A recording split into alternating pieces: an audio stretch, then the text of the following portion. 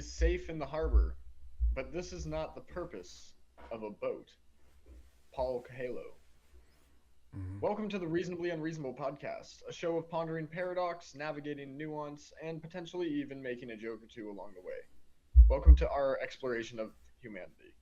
My name is Noah Ocean Neeson. I'm a cowboy, author, poet, and veteran from Rough and Ready.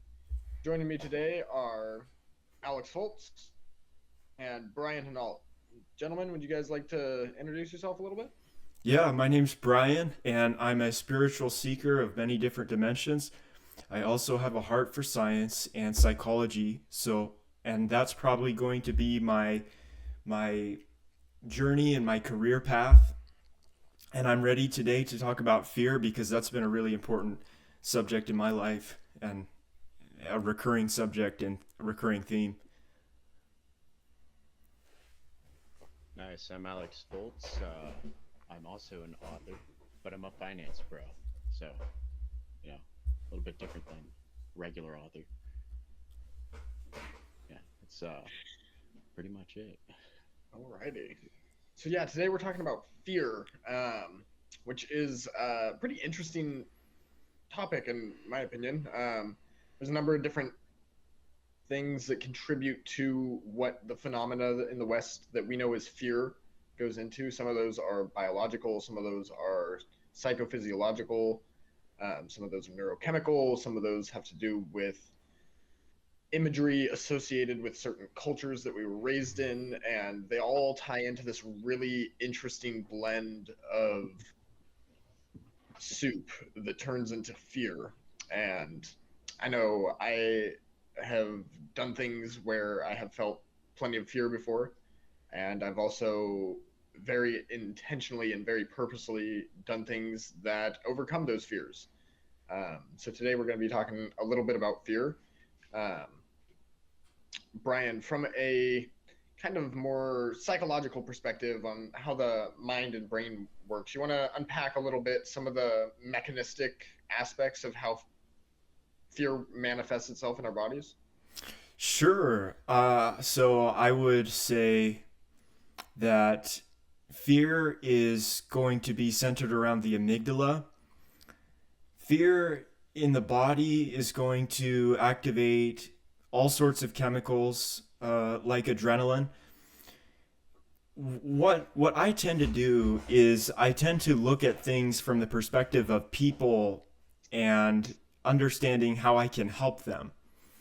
So I'm not yet as well educated as I'd like to be on the physiology of fear. But one thing I can say about it is that it's really important to the process of growing up.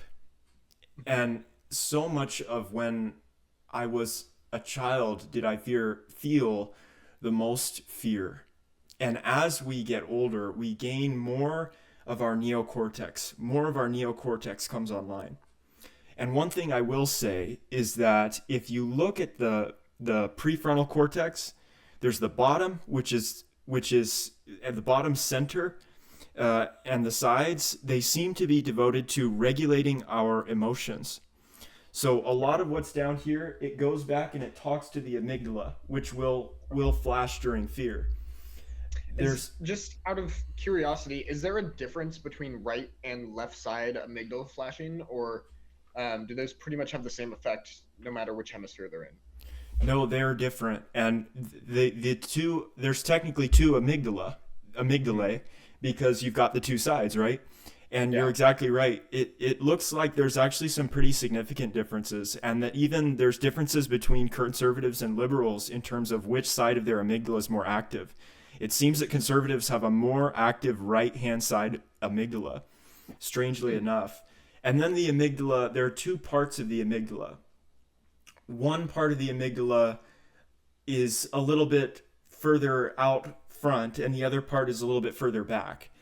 Okay. And usually that what that is called is let's see, that's I think it's rostral and caudal. And Okay. so there's a lot going on. There's a lot going on with the amygdala and the prefrontal cortex, but I'll just finish with this. The top part of your prefrontal cortex will turn off fear, and the bottom part will kind of just deal with fear. It's like it dances with fear.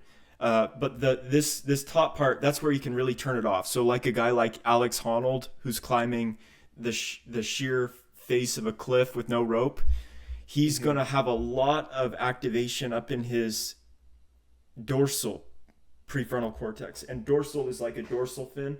It just Yeah, means exactly. it just means up. So that dorsal part of that prefrontal cortex can really silence a lot of fear. And like you're talking about, like say you go slacklining over a cliff for Mm-hmm. like over a long expanse or something, you do something really terrifying, you're Yeah. going to be using a lot of that to just completely silence the fear. Because the alternative is you just shake up and freeze up. You actually need to Is just is that mechanism of fear override? Is that starts to come online, I'm guessing, when you're about a teenager or so, right? And then by the time you're about 25 to 30, it's really kind of solidified in as to how you interact with fear stimuli. yes, that would also be that would be true in accordance with what I know. I'm not 100% sure the age range, but yes, I think it's going to come on sometime in your late teens. And then Hmm. that's what you'll notice with a lot of adults is that some adults they just have zero inhibitions about taking blood, for instance. Yeah. I get really afraid when I see the needles or when I think about the needles or all of this, but there are some people who for that entire domain of problems they have it all under control because they've meditated on it. They've faced every single fear. You go down the list of every single fear involved in taking another person's blood. They've faced every single fear on that list multiple Yeah. times. So now when they go to take blood, they don't have any fear. And so I think it might be called the basolateral amygdala, but Okay. there's basically a front portion of the amygdala that listens to this ventral medial prefrontal cortex, and it can reshape you after you've been through something traumatic. So the Hmm. amygdala will grow and freak out once you've been through something traumatic. There is hope. You can Yeah. get everything back under control with these portions, especially the prefrontal cortex, to help your amygdala. Yeah. Yeah. I know for me personally, I have a what's called an arachnoid cyst growing on one of my amygdala. So my fear stimuli response tends to be a little bit probably heightened, I would say, just because between that, I've also had quite a few head injuries, which doesn't necessarily help with that. So, but yeah, I have an arachnoid cyst on my hypothalamus and one of my amygdala, which creates some interesting things, I think, within my brain that I have to overcome at times. Sometimes there's fear that I will feel very much in my body, despite not having an actual triggering stimuli that warrants a response like that.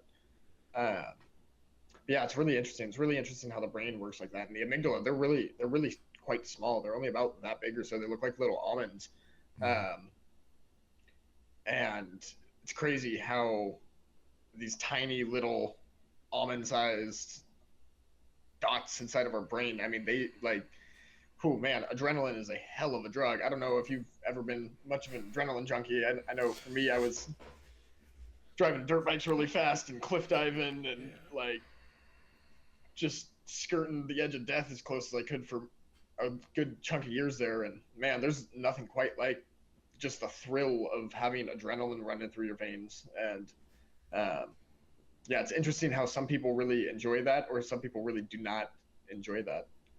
Um, Alex, what's a time that you have been feeling particularly afraid of something, and what were the like physiological indicators that you got from that? I'm pretty big, or I'm really big crowds. I'm not a big fan of talking in front of a bunch of people or Uh-huh. doing things in front of people. I was just playing pool at a friend's house yesterday, and he had a bunch of people over. My worst game of pool I've played in a long time. So, and then, in class we had to do a lot of group projects and then presentations. I went to business school. They're big into that. And that was always really hard for me. I always had to do a lot of talking myself up. I always had to wear like a suit or something. And I always get the sweats. I was terrible. But that and heights, really big. Yeah, yeah, yeah. I don't like heights, even the little ones, like going on a roof of a house to do roofing. Sometimes it takes me a while to get back down on this, down on the ladder. Mhm. Yeah. I apologize. My internet just hit the fritz, and I just skipped out on the entire thing of what you just said, Alex. Yeah. Well, it's pretty much heights and public speaking. Alrighty. Yeah. Yeah, I feel those. Yeah, really big heights. Yeah, heights is an interesting one. Um, how old were you when you first noticed that you didn't like heights? It was really early on. I was a kid. I always hated driving next to a cliff or something, or if there is a height, even if it's like 20 feet off, if I could see that there's like it's a cliff Mhm. edge or something, oh, I Yeah. just hated it. Yeah, I was at Beale Air Force Base actually for a air show one year. I was maybe 4 or 5 years old. I was 6 or younger. Like I was not very old, and I climbed up the ladder to the top of a C5 Galaxy, which is about stories tall. They're pretty tall. Um, and then it was time for me to go down, and I would not go down. They had to have an airman come up who happened to be a like friend of my uncle in the Air Force that I happened to know, so I trusted him to like carry me down this ladder, and it was terrifying. I felt so small and so like, man, I am going to fall off of this and die right now. And they had to bribe me with like a frozen lemonade treat to get me to let go of the. Yeah, it was fun. Um, and then eventually I decided I didn't want to be afraid of heights anymore. So once I got into eighth grade, high school, something around there, I started cliff diving and started that off. I jumped off rocks as a kid, growing up, but um, I climbed my first like proper cliff and jumped off of it in 2013 or 2012 or something like that. And yeah, that was the first time I jumped off a 50-foot rock, and that's a hell of a way to get over your fear of heights. And man, I did it for the first time, and then that adrenaline kicked in, and all of a sudden I really enjoyed it. And I'm still kind of uneasy around heights, but if I can jump off of them into water, then that's something I still enjoy doing. It's still really fun. Hey, I like doing that too, but my knees buckle. Yeah, Like it's yeah. yeah. Sometimes I I'm up for remember. 15 minutes. Yeah, my first time jumping off of Mad Dog, uh, there was somebody in front of me, and I had my back turned because I was like, I can't just sit there and watch the edge of this cliff. And I had to wait up there for like 10 or 15 minutes for the person in front of me to go jump, and so I'm just standing there back to the cliff, and I was like, all right, I cannot turn around and look at this. And as soon as they told me it was clear, I turned around and ran and jumped right off, and that was the first time I did that one. And that's the way to go. If it makes you uncomfortable, you can't think about it. You just gotta commit to it and send You it. see, I climbed back down like a little bit more, then jumped. Oh, you went down off Christmas tree? Yeah, yeah, but I Yeah, climbed all the way up, yeah. and then I was like, no, I don't want to jump from here, and then It's a I sketchy climbed down. jump. You gotta jump out over a tree, and it's not a huge landing zone. So Yeah, that's crazy. I nearly died in the ER, I think March 16th or 17th of last year. And I Uh-huh. remember I was just afraid of getting the IV. I just hate IVs so much. I Mm, was so afraid of that. I was. interesting. I was just dreading going in there because I was like, I don't want to get the IV. And it wasn't that bad. And and I didn't want to have my blood taken. I've always had Yeah. a fear of that, and so just facing that fear was really big for me Yeah. because I felt like I was kind of gonna die, Yeah. and I just had to face that. It was like, all right, I either do this or I die, and that's truly Yeah. how I felt. And maybe that's not true, but that's just how it felt. Yeah. And I've done some big jumps off of big rocks. I've never jumped off Mad Dog though. I've never been to the Royal Yeah, Gorge. you haven't gone on Gorge yet, have you? No, no, no. We'll have to go down there some other time. Yeah, Maybe not with the entire group or something, but we'll just have to go down there on a boys trip sometime. yeah. Yeah, it's a fun one. I'm also a tiger slicer, so there's Mad Dogs, um, and then there's Tiger Slicers, which is an additional moniker that you can get for climbing and jumping naked. So if you ever want that ankle band on top of your armband, let me know. I'll be there to bear witness to you tiger slicing if you want. All right. There's some really cool guys at Campus Life, and Mhm. some really cool guys, and I'm sure that they make you feel safe because you've got all these people around to take care of you Yeah, and to look after you. They probably kind of make you feel safe and make you kind of say, no, you should face this fear. It's better to face yeah, this fear than not to. yeah. The most I've ever gone down on that trip was 126 people, I think. And yeah, you feel very like even if something goes wrong, I'm gonna be okay. It's a lot different than being alone. I'll put it that way. Being alone, that's a whole different experience. Sometimes a drastically different experience. Um, So what's the height? What's the distance from the top to the bottom of that Royal Gorge Mad Dog jump? What's the so height? Mad Dog Rock is, 752 I feet. think it gets up to 56 feet, Okay. um, That's depending on the really high. water level a That's little really bit. high. Yeah. The tallest one I've jumped is Deer Creek Falls, which I want to say is 98 feet, something around there. And that one, whoo, that one's sketchy. That's I would too high. not recommend it. You could not catch me doing that shit now.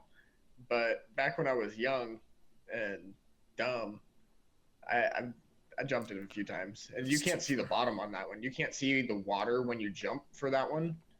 So it's Oh, geez. spooky. 98 feet is extremely far. You're falling for a Yeah. long time if you jump from 98 feet. Yeah, you're like ah! Yeah. I'm still falling. Like, Nice. That's funny. Yeah. I was in free fall for over a minute straight when I went skydiving, Yeah. and that was a pretty neat experience. That was kind of the like I've conquered my fear of heights. Like I can jump out of an airplane. Like that felt pretty good. Yeah, Yeah. I like doing that. It was fun. I highly recommend it. I can't wait to do it again. Um, so fear is a natural emotional response to perceived threats. Yeah. So obviously, the fear of heights is a really easy one. Of I am up high. I perceive that there is a potential danger or threat to my immediate well-being, i.e., if I fall off this, it's gonna hurt really bad.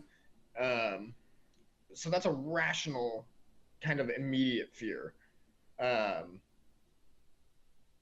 there's also irrational fears, which to me are a lot more interesting than rational fears. Like, yeah, everybody's kind of afraid of rattlesnakes because nobody wants to get bitten by a rattlesnake except maybe me. And it's interesting to see what things manifest in various people's lives as their irrational fears.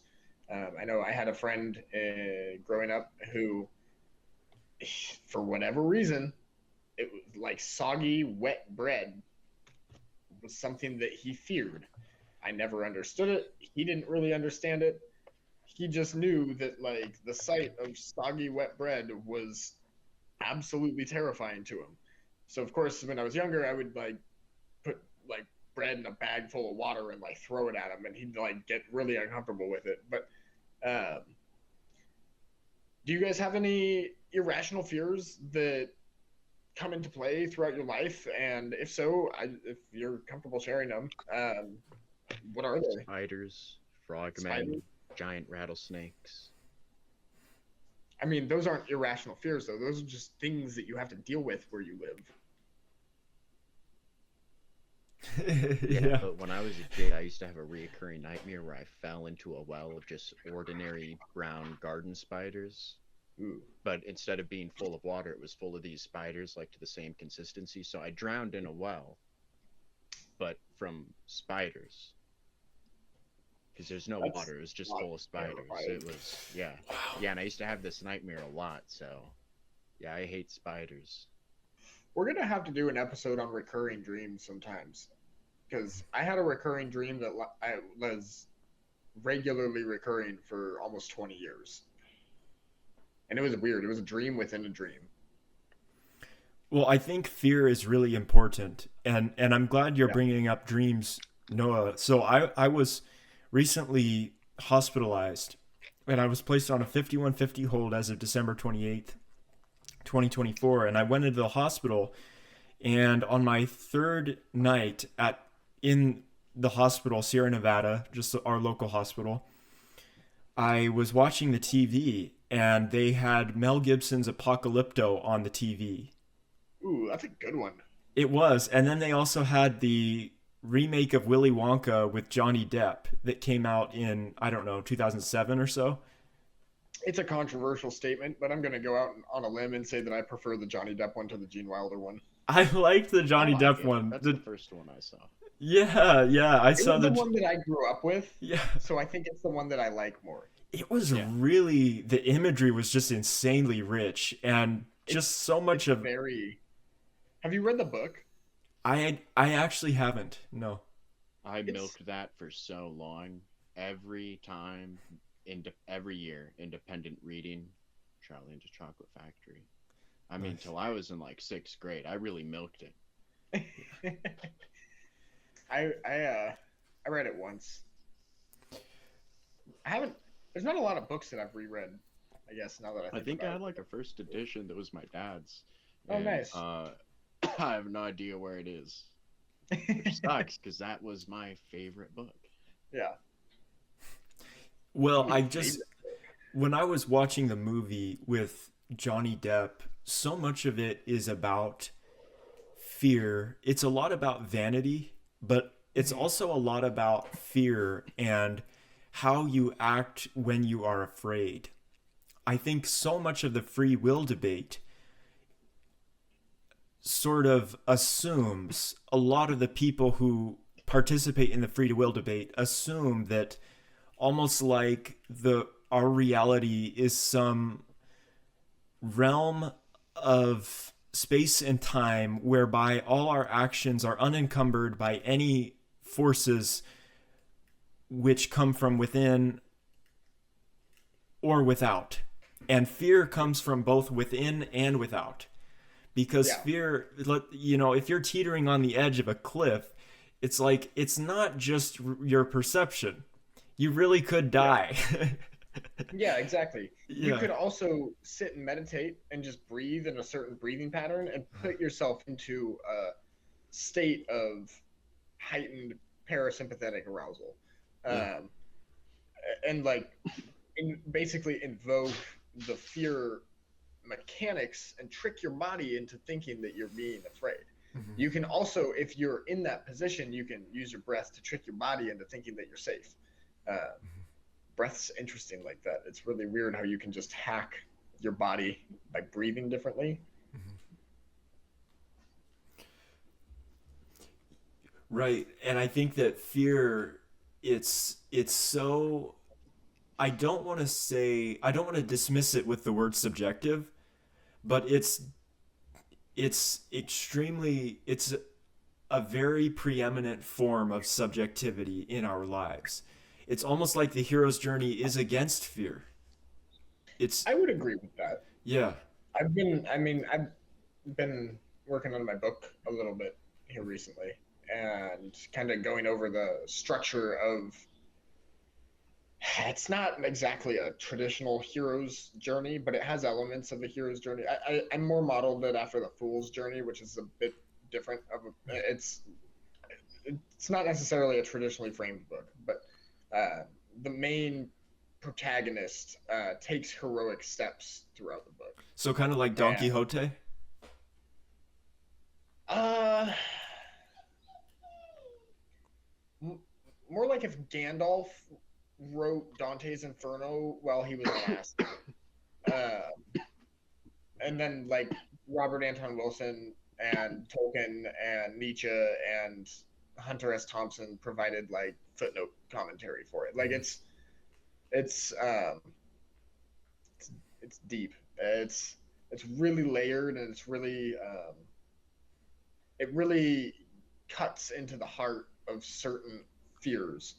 And it's actually fears a technique that I've been learning how to use in my book, um, because parts of it are a little bit horrifying, and it's been really interesting for me to use language to create and craft sentences that will invoke a sense of fear into the person reading it, and doing it intentionally for that effect.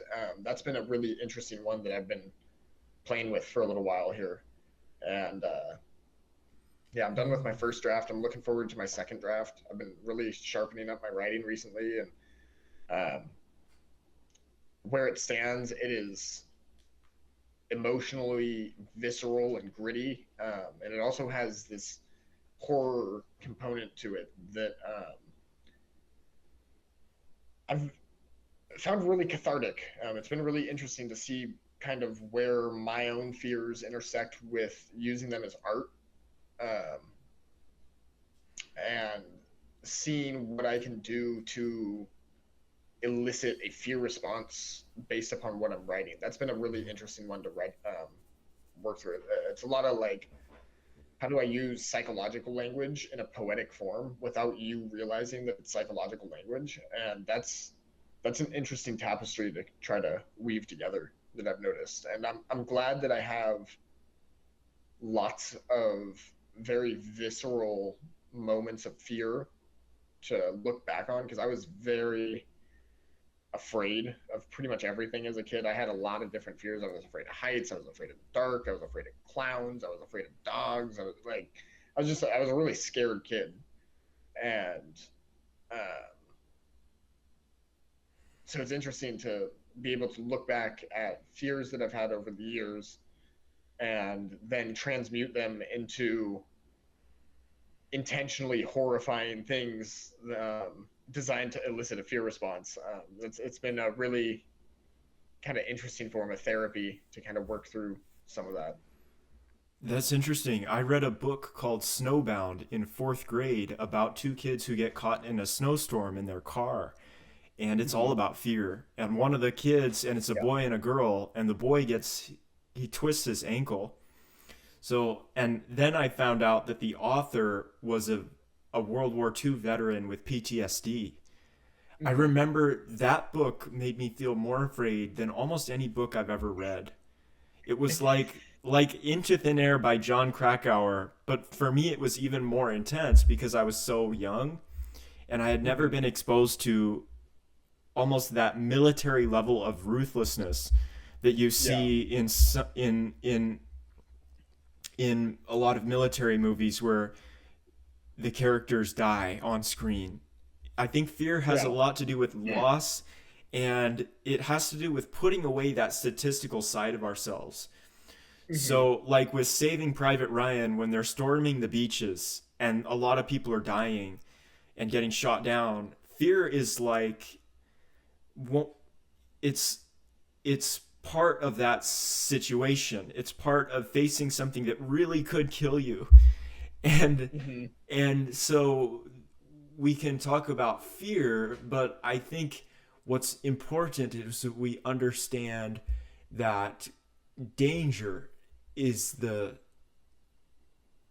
radiator of fear, And so we're Yeah. facing, and when we're facing danger, we're doing something that is categorically and symbolically and thoroughly masculine. When we face danger, we're doing something that masculinity does that. It faces danger.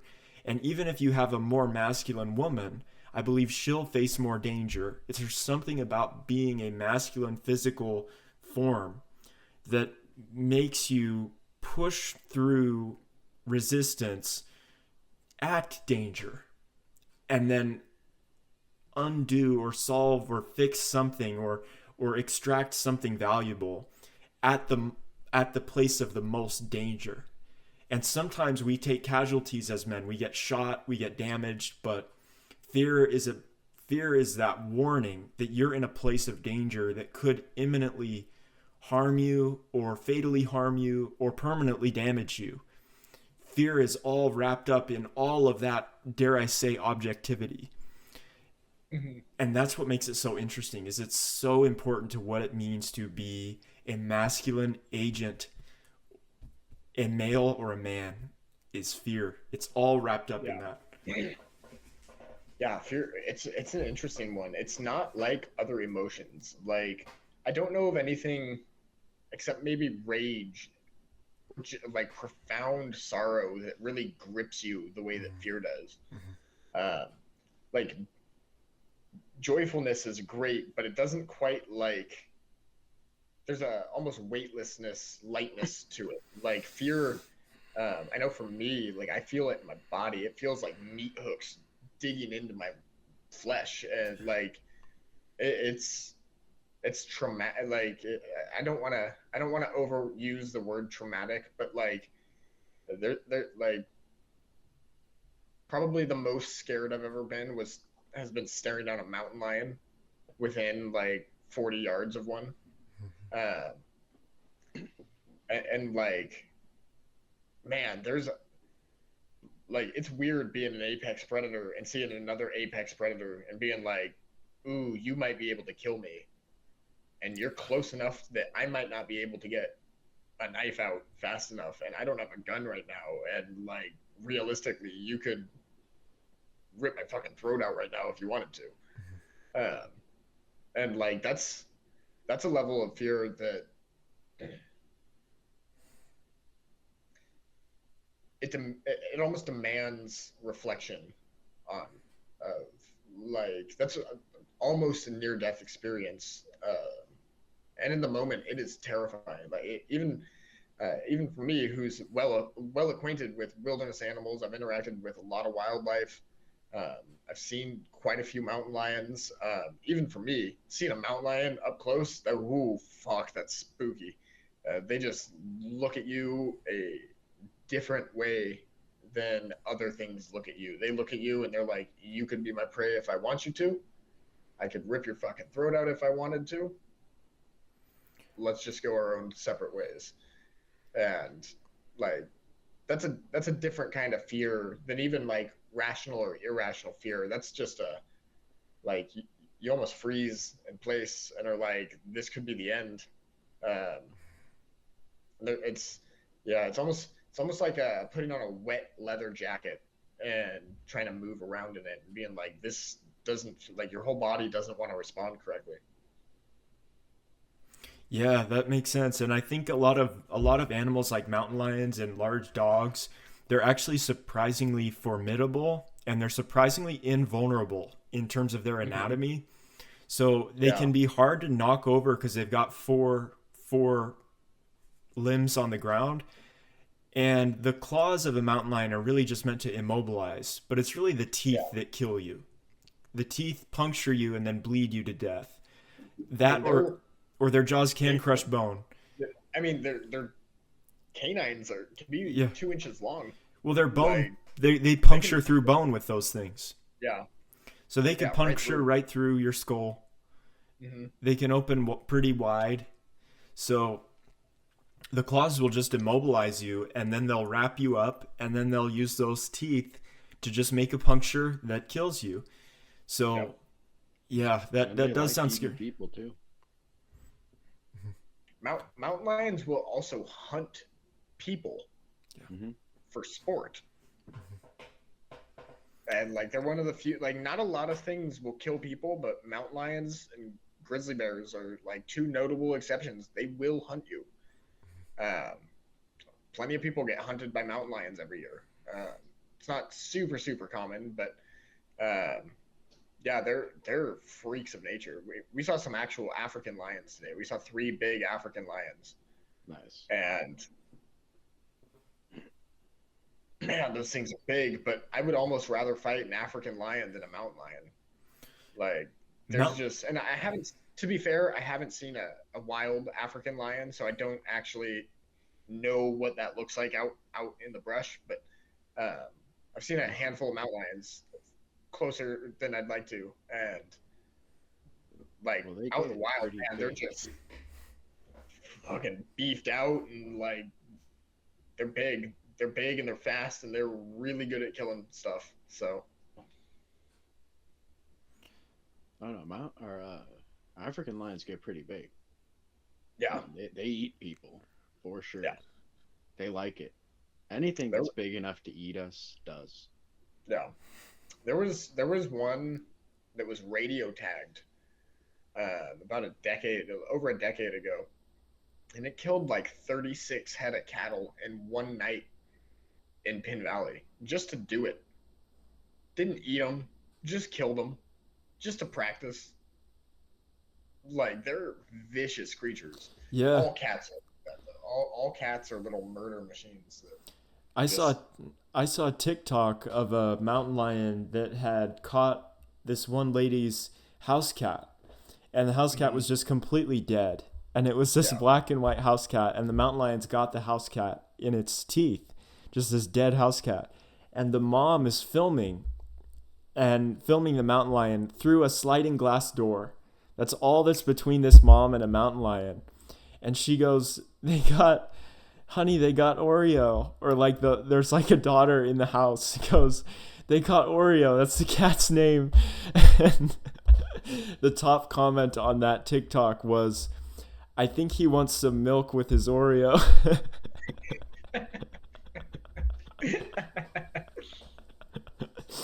But yeah, those poor people were just so afraid. And that thing had such a long spine, like such a long spine, Yeah, that it almost, they're their spine almost droops like a yeah, clothesline.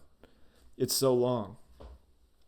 yeah, they're freaky looking. Like you see one out in the wild and you're like, oh, that thing can kill me. Like Yeah. if it wants to, that can just and kill me. But they've got like bodybuilder size arms, you know? Exactly. Like Yeah. my dad took a shot at one and missed one time, and it didn't pounce on him.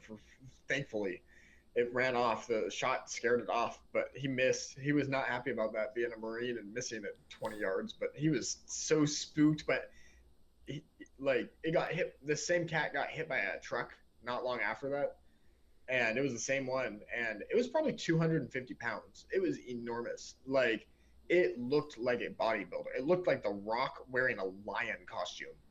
Like it was huge, a gigantic alpha male, like hyper predator.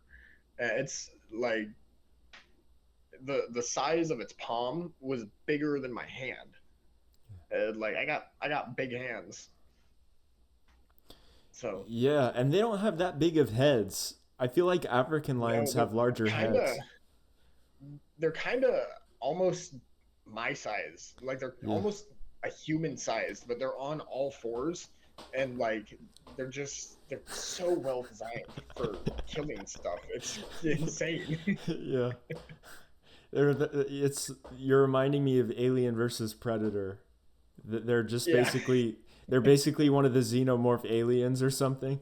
Yeah, they are kind of they. like that. I mean, they're called ghost cats for a Yeah. reason. Like they're super quiet. They're super fast. They can jump like 40 feet like that, and like 20 feet up, like Hmm. in a single bound. They're terrifying monsters that Yeah. live in our backyards, and I love them. I I want to make friends with one, and I have a friend who he bow hunts them. They're like his Oh shit. favorite meal is mountain lion. So he bow hunts mountain lions. Um, and That's I'd love cool. to do that with him at some point because that's just if I ever get a mountain lion, be like, yeah, I hunted this with a bow that I made with my buddy.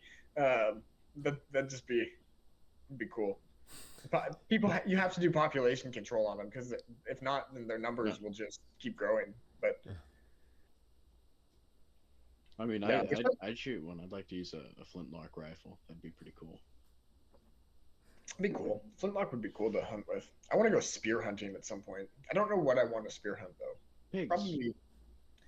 Yeah, I was thinking pigs, but like, here's the thing. They're pigs. I don't want to. I'd rather just shoot a pig. Like that's They way charge easier. at you. They charge at you. They'll maul you. I'm Yeah, thinking you maybe use a. like That's what you got a spear for. I'm thinking maybe like deer stand in a tree, and then just like spike a deer from the sky with a spear. Yeah, it's actually I think it's illegal in California to spear hunt. I don't know. I'm not in California, so I don't have to Yeah, worry I about that. know. I don't know if there's an illegal way to hunt out here. I don't think you're Yeah, well allowed they to use don't it. want they don't want you to hunt in California. It's the No, truth which of is it. dumb. Hunting's important. Well, Hunting's see, a the thing conservation. is they feel like they can manage the deer population with um, more predators. Wildfire. No, more predators. That's why we've got a super high mountain lion population here. Yeah. Yeah, you're not allowed to Because hunt the mountain mountain lions lions in will California. eat Well, the I guess deer. that's not actually completely correct. Last I checked, you are allowed to hunt mountain lions It's in very California, hard. but it's very difficult to get the tags for it. It's in a lottery system, and you're very unlikely to get drawn. The former sheriff here would just ride them for you, Yeah. but we've got a new sheriff who's a lesbian. Oh, is she still in office? Yeah, Oh, I no, I ran was in that talking election. about Remember? the one before. You ran? Do you not remember me running for that? I ran for No, Nevada County Sheriff when I turned I would 18. have voted for you. Oh man, you But should have voted for me. I voted for Ty Smithers' dad. Yes, so I met Smithers. I did like a little like it was mostly a joke. I was mostly just fucking around, but um, like my whole platform was that I was gonna make death illegal, and that like I was gonna have mandatory gun zones at all the schools and like make all the kids carry guns at school and You or don't get to Smithers. make laws as the sheriff. No, you just get to enforce them. them. So I was just going to enforce a new law that all the kids had to carry guns at school. But uh, yeah, Smithers said that he voted for me, and he was like, "I actually really liked your platform and think it would have been a pretty decent one." But yeah, Smithers, who was running, he ended up voting for me instead of for himself, which was funny. And then I went to the inaugural dinner for Moon and introduced myself, and she's like, "Oh yeah, you were that other guy who ran, weren't you?" And I was like, "Oh yeah, you're the one who I let win that race." And she was not sure how to respond to that one. I was laughing pretty hard though. She was like, "I hear you're a bit of a troublemaker," Hey, I and I bought was like, this "You're race. never going I to bought catch me." this race, Noah. You didn't let me win. Yeah.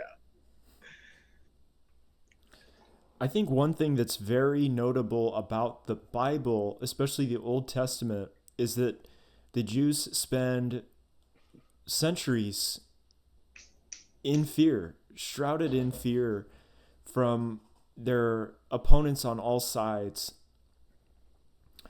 I've heard a quote that connects fear with hatred, and that said something like, any man who is afraid long enough becomes hateful. And That's not. I don't know if that's true. yeah, I think hunger makes you more hateful than fear. But if you're trapped in fear, or you're being tortured in the dark or something like that, there are cases in which fear can turn to hate. And I think a lot of people don't understand about why the Bible can be very morbid or dark, or talk about like dashing their enemy infants upon the rocks. The Bible gets into Is that, some. is that what like Psalm 147:13 or something. I think you probably got that. Yeah, it's one of those later psalms. And then there's also instances of that, if I'm not mistaken, maybe in Joshua. And there's some very horrible things that happen in Judges in terms of Wait, you mean the Quentin Tarantino version of the Bible? no, I mean the normal version. And Oh listen, no, I know. Judges is just a Quentin Tarantino movie back to back to back to back. Dude, you got Judges. people killing people with donkey bones, driving tent pegs through people's heads, dropping millstones out of towers to shatter people's skulls. Dude, Judges is fucking lit.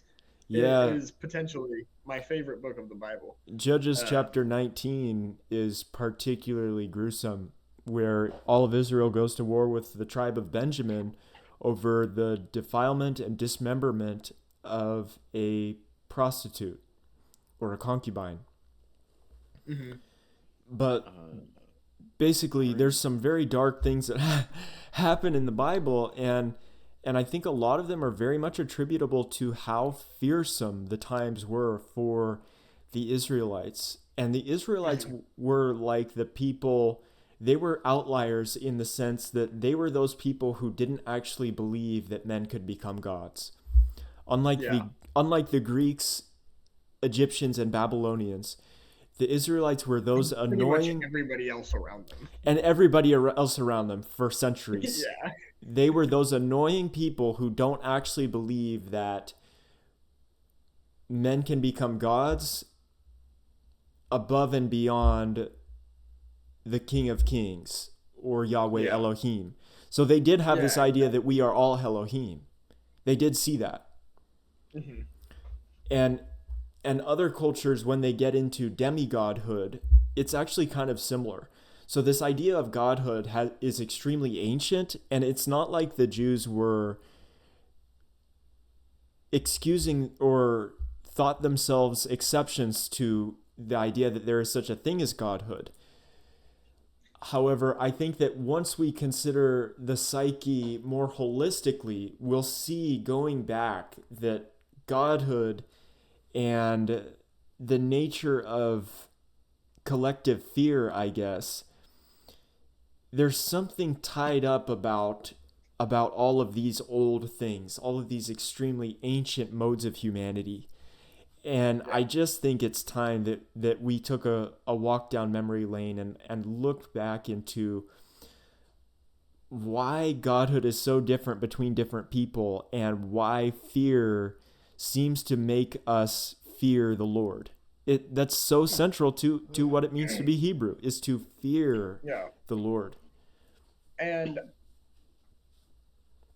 so I got two things I want to throw at you. So first, I'll throw a quote from Saint Anthony the Great, and he said, "I no longer fear God; I love Him instead now," which I think is a pretty keen distinction. And there's a we, we don't have to get into it now, but there is a link between Catholic doctrine and this idea that fear is the heart of love, and that the first step to love is through fear. And fundamentally, I personally am opposed to that viewpoint, um, just because I am of the opinion that respect based on fear is one of the most despicable things that you can request from somebody.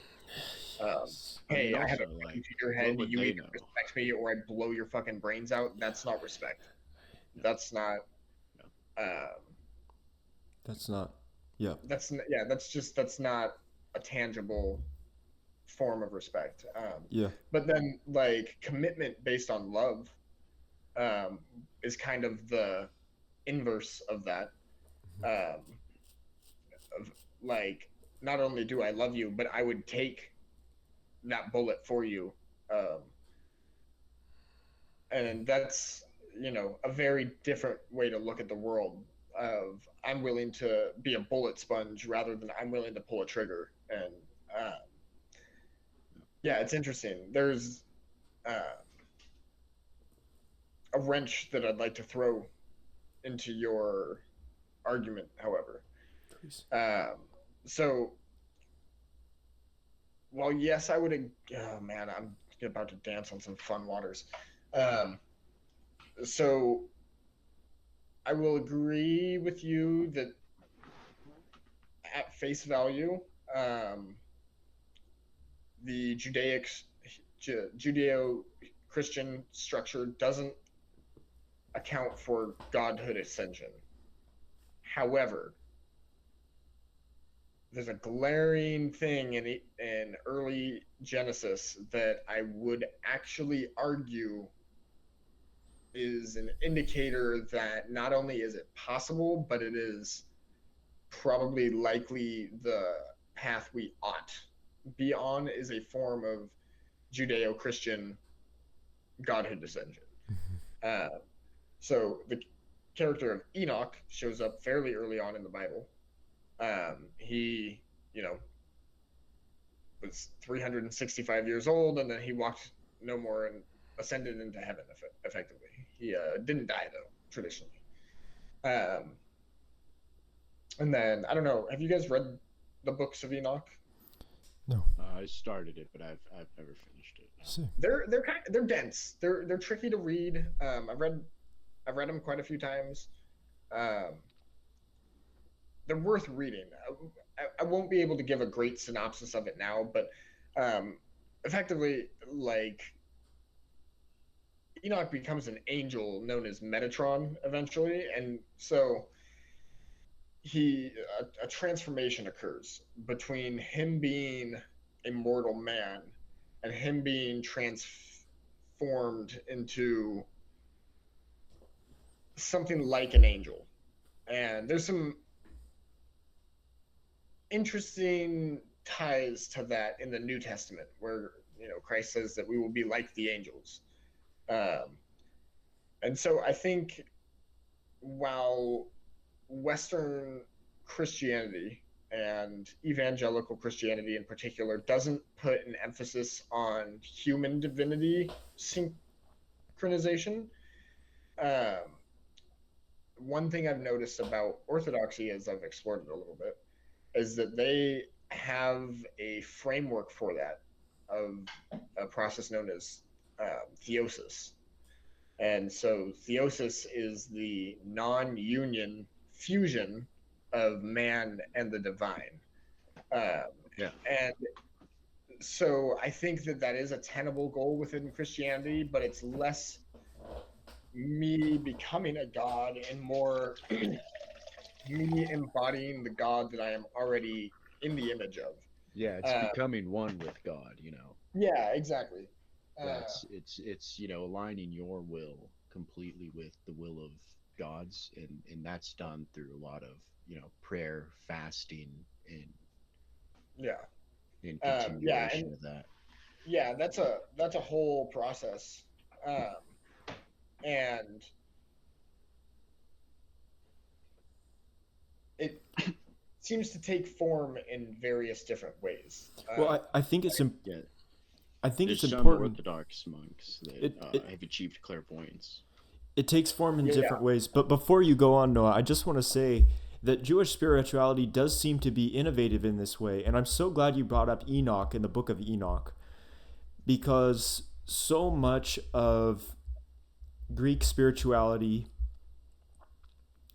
or Greek mythology is on the basis of what very few authors have written. For instance, Homer, a great deal of Greek mythology remains based on Homer, and then it'll be based on some other playwrights. So when we have prophets in Israel, that's very interesting, because so much of the Near East and North Africa, if you go way back to ancient times, was spiritually saturated in a different way than Europe was, as far as we understand. So Jewish spirituality, it's actually the fact that it's in that center makes it this confluence zone. And I think the Jews were humbled by all the different perspectives they saw. And they thought, well, these people think they're gods, and these people think they're gods. Everybody thinks they're gods. And we're the people who can tell and who can see the difference and can discern, wait a second, We know who's who and we know what's what because we've seen and met so many different perspectives, and we've been mistreated by so many different perspectives. I think the Jews are actually extremely spiritually innovative on the world stage of ancient Mesopotamia and the ancient Mediterranean. I mean, women weren't just like property to them; they were like actually people. That's Yeah, pretty innovative at the time. yeah, Um, Not necessarily that it's quite to the scale that we have these days, but like for what it was contemporarily to what was going on in the world around them, Jewish women had a lot of rights that, and I would even argue, had a safety net in place via the Torah on the very structure of how Jewish society was supposed to run, supposed to be providing and protecting a stable living environment for women and I don't children know. specifically. Not that they necessarily did it ever correctly, and Just, still complete and utter well, lack of years, but during the time of Christ, like it was not uncommon for Jews to divorce their wives for overcooking their food. yeah, Like that was allowed. You could do that. yeah, Uh, it was only Christ who said you couldn't do that. yeah. Christ made some really interesting points on marriage. Like he straight up told the disciples, like, "Oh yeah, and by the way, don't do it unless you're really fucking committed to it, dudes." That's a Yeah, slight yeah, paraphrasing, but because you can only uh, get divorced, in cases of adultery. yeah, and like, And even then, it's not clear if you're allowed to be remarried or not. That's yeah, exactly. the And gray area. so, not to say that Jesus is saying just stay single and rock it, but potentially like that, Well, I don't like think he says that. I'm married, and it has its challenges. Um, there are times when it is quite difficult, and there are times when it is very, very good. And it takes a lot of work. It takes a lot of every day you got to look in the mirror and decide how am I going to be today. And if you don't do that, then it's probably not going to go as well as you hope that it's going to. Um, it's a lot of responsibility. Like you're tying your body and your mind and your soul to another person and their body and their mind and their soul. And hopefully you're blessed and can have children with that person, and then that takes things to a whole different level of intertwinement, and all of a sudden you have a new life that is unique, and also the combination of you and your partner, and um, that's something that's difficult to put into words. And I think you know I look at my children, and sure, they're difficult sometimes. They don't listen very well. They like to do things in interesting ways that don't necessarily make sense to me and my advanced form of logical thinking. And um, they're loud, they poop, they smell, they hit each other, they hit you in the balls multiple times every day. Like, they eat like crazy, they're always hungry, they never turn the lights off, they mess with everything, they make a huge mess everywhere. They like having kids is hard, but I wouldn't trade it for anything. Like, there's not you couldn't offer me something for me to be like, yeah, that's worth more than my kids. Um, and it's interesting. I think God looks at us like that and sees us as his kids. And I think on the whole, we circled around free will and predestination a little bit earlier. Um,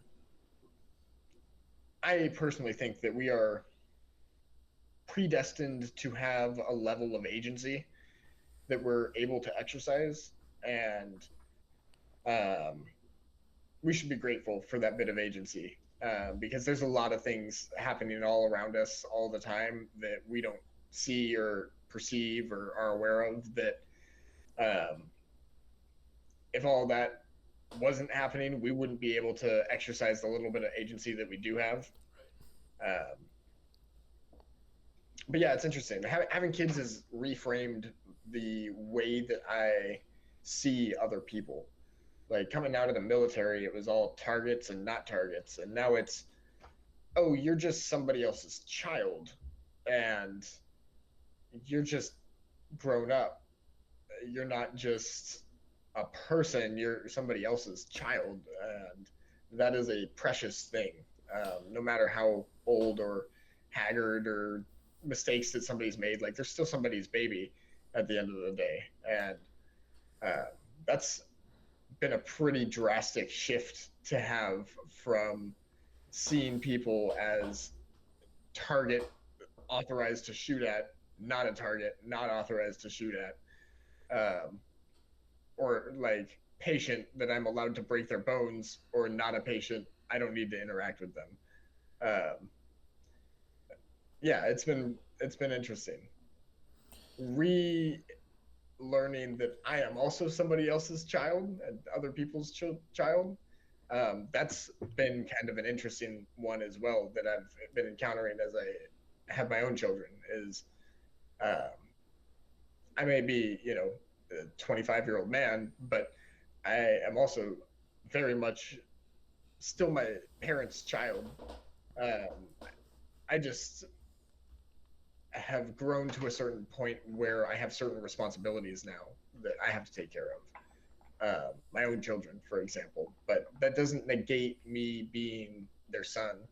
It doesn't negate me still very much being young and learning things and having to grow and um, embrace challenges and difficulties and all the good and the bad that comes with being married and having children. Um, I love that perspective. I think it's possible that the quality, or shall we say the quantity, I don't know, let's say quality of the sex life of a man, there's nothing new under the sun, is correlated probably to how much fear he faces. Something like that. How much danger he's capable of overcoming. I love that you said the word haggard. And that what that does is it reframes life in terms of what are the what behaviors are going to be rewarded the most by our heavenly Father. I think our heavenly Father most enjoys when we are strong and courageous, and then when we are loving and gracious. We ought to be loving and gracious as persons or as people, but we ought to be strong and courageous as men. And being strong and courageous, we're called to be strong and courageous in the book of Joshua, chapter 1 or 2. It says, be strong and courageous. yeah. So many times the Israelites get in big trouble, and it's clear that their entire way of life, their entire nation state is existentially threatened. And sometimes we as men, we have to deal with entirely huge existential threats. Like when Japan bombed Pearl Harbor, it was like, oh, now the chances of me getting shot by a Japanese person have just increased from about 0.005% all the way up to a good 35% because I just got drafted to the Pacific Theater, etc. So there's so many times when life wrests away our control over life and places us into fearsome situations. And I'm just saying that has to be connected to masculinity, positive masculinity. And it has to be connected to something like the meaning of life as men in relation to women. Fear is all wrapped up in those. Yeah, I mean, I think for warfare, there's an added layer of fear that is only accessible through warfare. Um, and warfare is a very masculine thing as well. Um, and like when you break it down, it really is. Like It's you're pure either masculinity. yeah, it's pure. It's the far extreme end of pure masculinity where you're um Kill or be killed. like the only way to wage war is through penetration. Yes. Yes. And Yeah. like we don't use swords much anymore these days, but like in a sword fight, you're literally penetrating another man's body, Yeah. and like it sounds sexual, and like Yeah. there's like uh, I've heard it described before by someone who I know who was a particularly potent weapon on the battlefield. And he said you get a war boner from it, and it's not like it's not sexual. It's just your body being so full of energy and like raw power, like raw pure masculine power at such an extreme end that it like you have a physiological response to it. Um, he um, he's passed away now, so I'm okay with sharing some of these stories, but I'll be I'll just throw a warning out for this next part. It's it gets a little brutal. Um, so he was on mission one time. He was a ranger. He was in special operations. Uh, but he was on a mission at one point, and he was number two in their line. He had somebody new on point. He was the number two guy. He was still the like team leader, but or squad leader or something. But um, so they're going through this house in a country in the Middle East and clearing the rooms. And the guy in front of him passes this doorway, checks it, doesn't see anything, keeps moving. And a knife followed by a body flies around this corner and gets my we'll call him Fox, gets Fox in the shoulder. And he said the like he wasn't even hurt Yeah. by it in that moment. He was just mad at his teammate for not checking the wall correctly. And he ended up pulling the knife out of his shoulder and stabbing this assailant in the dark. And he stabbed him so many times that his body basically got cut in half. And then they shined flashlights on him, and it was a 17-year-old kid. And he was like the dread and the fear of what he had just done. He was like, I like thought I was just gonna go to hell after that. He's like, he's like, I was convinced that no matter what I did in this life, he was like, I'm just gonna go to hell for killing, like literally killing a kid. And he's like, and all of a sudden, it didn't matter that he had stabbed me. It didn't matter that I was mad at my partner. He's like, I held this broken corpse in my hands that he's like, I was just so enthralled and so like taken over by the war dog that I couldn't stop until it was done. And he's like, my teammates, they didn't have anything to say about it. They were just like, kid shouldn't have fucking been there. That's extremely tragic, and that's a very fearsome story. And I Yeah. think I know the gentleman that you're speaking of. You do. And God rest his soul, and Yeah, man. Rest in peace, Maddie. and peace be with Maddie, and all the lives that he touched for the better. And that is quite a staggering and terrifying story. But guys, I think that's about it for this episode. I think we've just hit the hour mark at 35. And do you guys want to wrap up with a conclusion? I got dinner waiting for me. Oh yeah, no problem. Yeah. Alex, you want to close out with anything? I'm sorry, I can't think of anything right now. No worries. Brian, Once I heard it was done, I shut down. Yeah, sure. I'll close out. So, gentlemen, it's been good. Today was our episode on fear. We discussed a little bit of the biological, the physical, the experiential and the spiritual aspects of fear. I think this was an excellent episode for breaking a little bit of ice between the three of us, and helping us understand how things are going to go in the future. What better a subject than fear to start us off on the beginning of our little journey here in ascending towards a better vocabulary and a better understanding of the world, and a better and more outgoing vehicle in our podcast, on the spectrum, on the scene of podcasts. Yeah. When you talk about fear, you talk about being outgoing, and that's what we've done here. So kudos, gentlemen, very well done, and it was so great to hear from y'all and to have such a great episode of this podcast in what we are now calling episode 1 on fear. Yeah. Yeah, great podcast today. I'm going to close us out with Frank Herbert's Litany Against Fear from Dune. Cool. I must not fear. Fear is the mind killer. Fear is the little death that brings total obliteration. I will face my fear. I will permit it to pass over and through me. And when it has gone past, I will turn the inner eye to see its path. Where the fear has gone, there will be nothing. Only I will remain. Y'all have a good one. Amen, guys. See you later.